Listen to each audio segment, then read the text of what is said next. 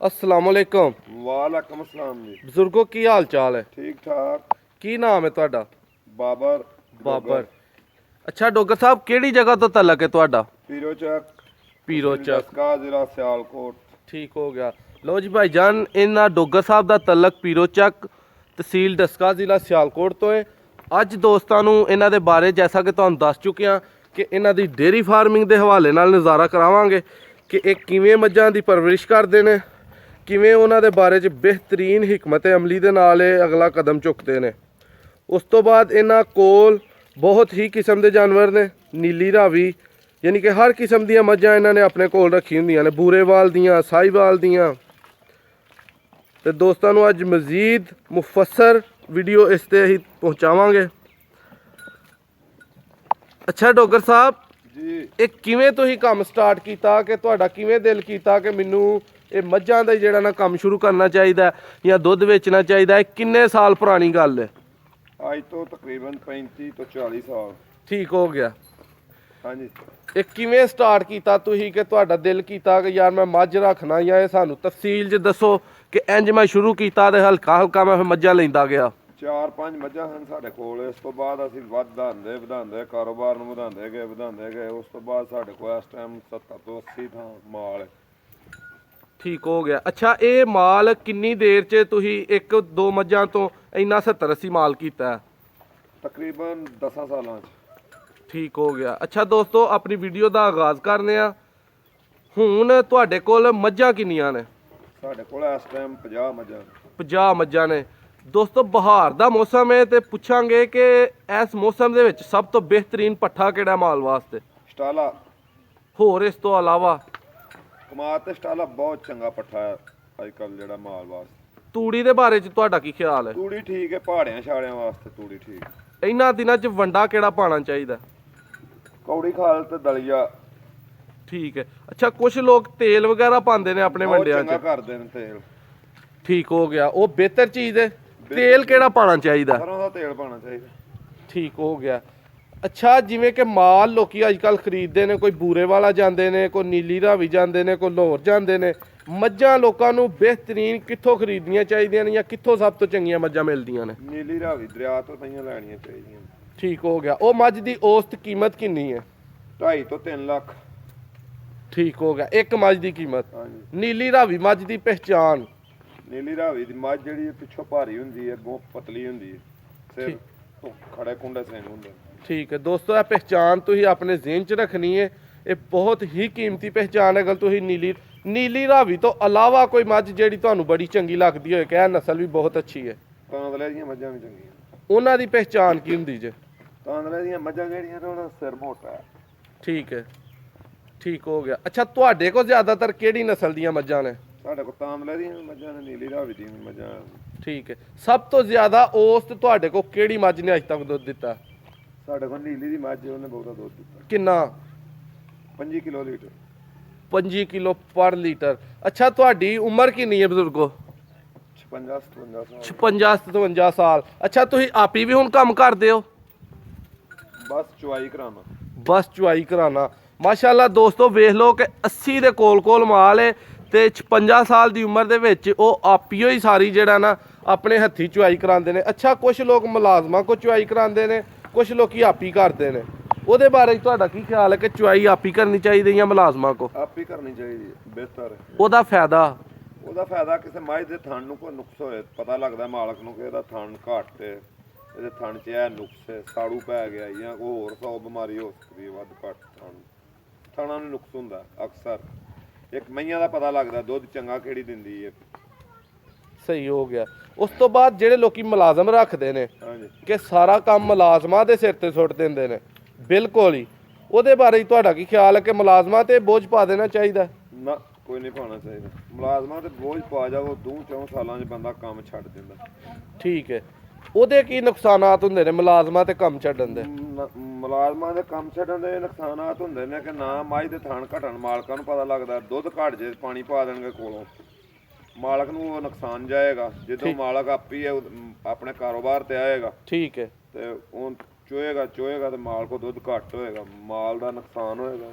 ਠੀਕ ਹੋ ਗਿਆ। ਉਸ ਤੋਂ ਬਾਅਦ ਜਿਹੜੇ ਲੋਕੀ ਜ਼ਿਆਦਾਤਰ ਅੱਜ ਕੱਲ੍ਹ ਇਹ ਟ੍ਰੈਂਡ ਹੈ ਕਿ ਠੇਕੇ ਤੇ ਪੈਲੀ ਲੈ ਕੇ ਮੱਝਾਂ ਦਾ ਕਾਰੋਬਾਰ ਜਿਹੜਾ ਨਾ ਚਲਾਉਣ ਦੇ ਨੇ, ਫੇਰ ਵੀ ਠੀਕ ਹੈ। ਉਹ ਠੇਕੇ ਦਾ ਤੇ ਆਪਣੀ ਪੈਲੀ 'ਚ ਕੀ ਫਰਕ ਹੈ ਪੱਠਿਆਂ ਦਾ? ਆਪਣੀ ਪੈਲੀ ਦਾ ਤੇ ਮੁਫਤ ਹੋ ਗਿਆ, ਤੇ ਠੇਕੇ ਨਾਲ ਵੀ ਚਲੋ ਮੁੱਲ ਲੈਣ ਨਾਲੋਂ ਠੇਕਾ ਬਹੁਤ ਬਿਹਤਰ ਹੈ ਕਿ ਠੇਕਾ ਸਾਲ 'ਚ ਇੱਕ ਵਾਰੀ ਦੇਣਾ ਤੇ ਮੁੱਲ 10 ਸਾਰੀ ਸਾਲ 'ਚ ਲੈਣੇ ਨੇ। ਠੀਕ ਹੋ ਗਿਆ। ਠੇਕੇ ਵਾਲੀ ਵੀ ਬਹੁਤ ਬਿਹਤਰ ਹੈ, ਜਿਹਦੀ ਠੇਕੇ ਤੇ ਲੱਭ ਜੇ ਉਹਨੂੰ ਠੀਕ ਹੈ। ਜ਼ਿਆਦਾਤਰ ਲੋਕ ਧਾਰ ਮੱਝਾਂ ਲੈਂਦੇ ਨੇ, ਉਹ ਧਾਰ ਮੱਝਾਂ ਲੈ ਕੇ ਕੰਮ ਆਪਣਾ ਚਲਾ ਸਕਦੇ ਨੇ ਬਿਹਤਰੀਨ। ਸਾਰੀਆਂ ਧਾਰ ਲੈਣ ਤੇ ਫਿਰ ਤਾਂ ਕੰਮ ਚਲਾ ਹੀ ਨਹੀਂ ਸਕਦੇ। ਠੀਕ ਹੈ, ਰਾਤੀ ਪੈਸੇ ਆਪਣੇ ਵਿੱਚ ਹੋਣੇ ਚਾਹੀਦੇ ਨੇ। ਸਹੀ ਹੋ ਗਿਆ। ਯਾਨੀ ਕਿ ਟੋਟਲੀ ਡਿਪੈਂਡ ਨਾ ਹੋਣ ਧਾਰ ਤੇ, ਕੁਛ ਨਾ ਕੁਛ ਆਪਣਾ ਪਹਿਲੋਂ ਜਿਹੜਾ ਨਾ ਬਣਾ ਕੇ ਫਿਰ ਧਾਰ ਮੱਝਾਂ ਵੱਲ ਜਾਣ। ਹਾਂ, ਫਿਰ ਕੰਮ ਚੱਲ ਜਾਂਦਾ। ਠੀਕ ਹੋ ਗਿਆ। ਅੱਛਾ, ਤੁਸੀਂ ਆਪਣੀਆਂ ਮੱਝਾਂ ਦੀਆਂ ਜਿਹੜੀਆਂ ਕੱਟੀਆਂ ਕੱਟੇ ਨੇ ਉਹਨਾਂ ਨੂੰ ਪਾਲਦੇ ਹੋ? ਉਹਨਾਂ ਨੂੰ ਪਾਲਦੇ ਆ, 3-4 ਸਾਲਾਂ ਤੋਂ ਪਾਲਦੇ।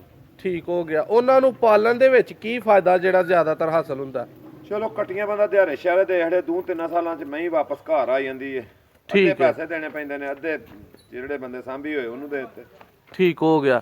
ਉਸ ਤੋਂ ਇਲਾਵਾ ਜਿਹੜੀਆਂ ਕੱਟੀਆਂ ਨੇ ਉਹ ਵੱਡੀਆਂ ਕਰਕੇ ਵੇਚਦੇ ਹੋ ਜਾਂ ਆਪਣੇ ਘਰ ਹੀ ਰੱਖਦੇ ਹੋ? ਨਹੀਂ, ਘਰ ਹੀ ਲੈ ਲੂ ਆਈ ਦੀ। ਠੀਕ ਹੋ ਗਿਆ। ਅੱਛਾ, ਜ਼ਿਆਦਾਤਰ ਅੱਜ ਕੱਲ ਜਿਹੜੇ ਡੰਗਰ ਲੋਕੀ ਲਿਆਂਦੇ ਨੇ ਪਏ, ਹਾਂਜੀ, ਉਹਨਾਂ ਦੀ ਪਹਿਚਾਣ ਯਾਨੀ ਕਿ ਕੁਝ ਮੱਝਾਂ ਹੁੰਦੀਆਂ ਨੇ ਬੂਰੀਆਂ, ਕੁਝ ਨੀਲੀ ਰਾਵੀ ਦੀਆਂ, ਕੁਝ ਮੀਣੀਆਂ, ਕੁਝ ਢੈਲੀਆਂ, ਕੁਝ ਲੁੰਡੀਆਂ। ਕਿਆ ਉਹ ਮੱਝਾਂ ਆਮ ਮੱਝਾਂ ਨਾਲੋਂ ਚੰਗੀਆਂ ਹੁੰਦੀਆਂ ਨਾ? ਆਮ ਮਈਆਂ ਤਾਂ ਚੰਗੀਆਂ ਹੁੰਦੀਆਂ ਨੇ, ਜਿਹੜੇ ਬੰਦੇ ਨੂੰ ਸ਼ਨਾਖਤ ਹੈ ਉਹਨੂੰ ਸਾਰਾ ਪਤਾ ਲੱਗ ਜਾਂਦਾ। ਲੁੰਡੀ ਮੀਣੀ ਦਾ ਕੋਈ ਮਸਲਾ ਨਹੀਂ ਵਿੱਚ। ਠੀਕ ਹੈ। ਮੱਝ ਚੰਗੀ ਦਾ ਜਿਹੜੇ ਬੰਦੇ ਨੂੰ ਸ਼ਨਾਖਤ ਉਹਨੂੰ ਪਤਾ ਲੱਗ ਜਾਂਦਾ। ਮੱਝ ਪਿੱਛੋਂ ਭਾਰੀ ਹੋਏ, ਅੱਗੋਂ ਸਿਰ ਸੁਰ ਧੌਲੀ ਹੋਏ, ਠੀਕ ਹੈ। ਥਣ ਛਣ ਮੈਂ ਦਾ ਛੋਟਾ ਹੋਏ, ਠੀਕ ਹੈ। ਮੱਝ ਚੰਗੀ ਹੁੰਦੀ ਹੈ। ਅੱਛਾ, ਤੁਹਾਡੀ ਸਾਰੀ ਮੱਝਾਂ ਦੀ ਤਰੰਡੀ ਦੇ ਵਿੱਚੋਂ ਜਿਹੜੀ ਤੁਹਾਨੂੰ ਸਭ ਤੋਂ ਇੱਕ ਮੱਝ ਪਸੰਦ ਹੈ ਉਹ ਸਾਨੂੰ ਵਿਖਾਓ ਤੇ ਸਾਡੇ ਦੋਸਤਾਂ ਨੂੰ ਵੀ ਉਹਦਾ ਨਜ਼ਾਰਾ ਕਰਾਓ।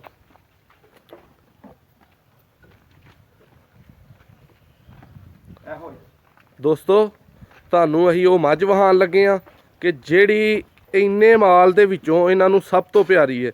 ਇਹ ਜਿਹੜੀ ਚਿੱਟੇ ਮੱਥੇ ਵਾਲੀ ਹੈ। ਅੱਛਾ, ਇਹ ਮੱਝ ਦਾ ਕੀ ਨਾਂ ਹੈ? ਇਹਦਾ ਨਾਮ ਮੁੰਦਰੀ ਵਾਲੀ। ਮੁੰਦਰੀ ਵਾਲੀ। ਇਹਦੀ ਨਸਲ ਕਿਹੜੀ ਜੇ? ਨੀਲੀ ਰਾਵੀ ਤੋਂ ਮੱਝ ਲਈ। ਦੋਸਤੋ, ਇਹ ਨੀਲੀ ਰਾਵੀ ਦੀ ਮੱਝ ਹੈ, ਮੁੰਦਰੀ ਇਹਦਾ ਨਾਂ ਹੈ। ਅੱਛਾ, ਇਹ ਉਸ ਤੇ ਦੁੱਧ ਕਿੰਨਾ ਦਿੰਦੀ ਹੈ? ਦੁੱਧ ਔਸਤ 24-25 ਕਿਲੋ ਪਈ ਕਰਦੀ ਹੈ। 24-25 ਕਿਲੋ ਪਈ ਕਰਦੀ ਏ। ਅੱਛਾ ਦੋਸਤੋ, ਕੁਝ ਲੋਕੀ ਇਹ ਗੱਲ ਨੂੰ ਝੂਠ ਮੰਨਦੇ ਨੇ ਕਿ ਮੱਝ 24-25 ਕਿਲੋ ਦੁੱਧ ਨਹੀਂ ਦਿੰਦੀ। ਅਸੀਂ ਆਪਣੇ ਪਾਰਟ 2 ਦੇ ਵਿੱਚ ਐਸੇ ਮੱਝ ਦਾ ਜਿਹੜਾ ਨਾ ਤੁਹਾਨੂੰ ਦੁੱਧ ਮਾਪ ਕੇ ਵਹਾਵਾਂਗੇ, ਲਾਈਵ ਚੋਵਾਂਗੇ ਤੇ ਤੁਹਾਨੂੰ ਵਹਾਇਆ ਜਾਏਗਾ ਕਿ ਵਾਕਿਆ ਹੀ ਇਹ ਮੱਝ ਜਿਹੜਾ ਨਾ 25 ਕਿਲੋ ਦੁੱਧ ਦਿੰਦੀ ਏ। ਅੱਛਾ, ਇਸ ਤੋਂ ਇਲਾਵਾ ਜਿਹੜੀ ਤੁਹਾਨੂੰ ਸੈਕਿੰਡ ਆਪਸ਼ਨ ਤੇ ਮੱਝ ਚੰਗੀ ਲੱਗਦੀ ਹੋਏ?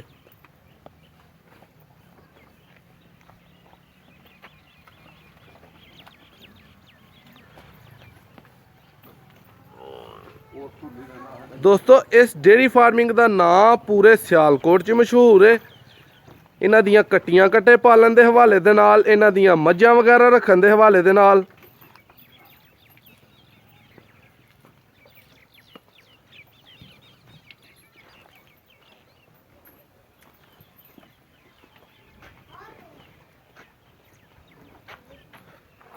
ਦੋਸਤੋ, ਇਹ ਮੱਝ ਤੁਸੀਂ ਮਾਸ਼ਾਅੱਲਾ ਵੇਖ ਸਕਦੇ ਹੋ ਕਿ ਕਿੰਨੀ ਇਹ ਸਿਹਤਮੰਦ ਹੈ।